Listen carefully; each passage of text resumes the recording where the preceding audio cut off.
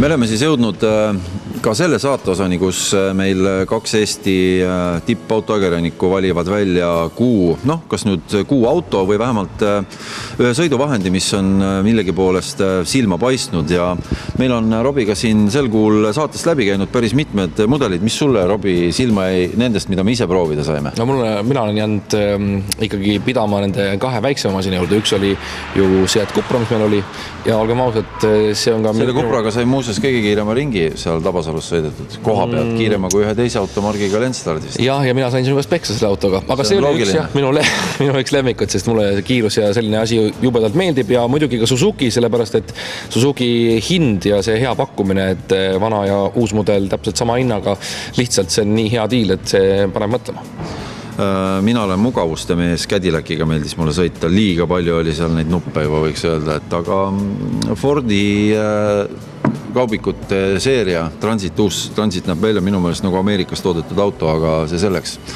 Need olid ainult 4 sellist mudelit, mis meil läbi käisid ja sellepärast meil ongi siin kaks autoajakirjanikku, kaks Tõnu, kes siis vastavalt esindavad Eesti väljaandeid, mida iga auto huviline peaks kindlasti olema näinud, lugenud ja tutvunud ning nemad ütlevad meile, milline oli selle kui auto, mida siis võiks autoajakirjaniku poolest kuidagi esile tõsta. Tere! Tere! Ma arvan, et sinu see suund, et väiksed autod on vahvad, on see, mis meid ka inspireeris ja me läksime seekord väiksemad autode juurde ja ma arvan, et meil vist tagaplaanil on näha, mis margi juures me oleme, nii et meie valisime seekord ühe Renault, aga ühe väga isemoodi Renault. Ja üks põhjus, miks me just selle auto valisime, oligi see, et käes on september.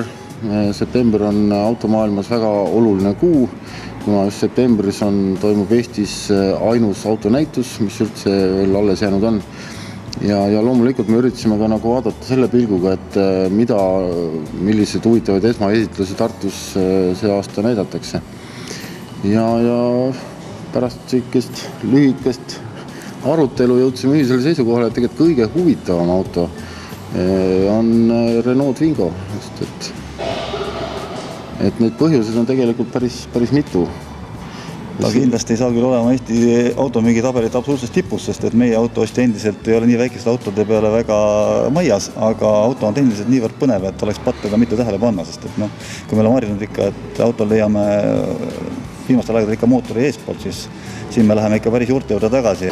Ja kõige huvitavam asja juures on see, et kuna tal mootor on nüüd sealt eest toodud ära taha pakiruumi põhja alla, siis ette on jäänud ainult radiaator ja mõned need vedeliku topsid siis.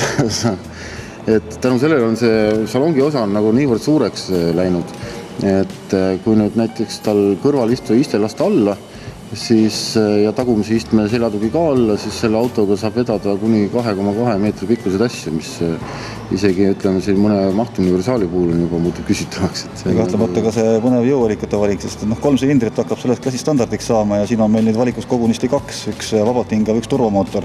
Nii et maitse valikuid on paljud. Lisaks välimusele on siin autoris kindlasti mõned lahedad asjad, mida võiks ka televaatajatele näidata. Tõnu ja Tõnu.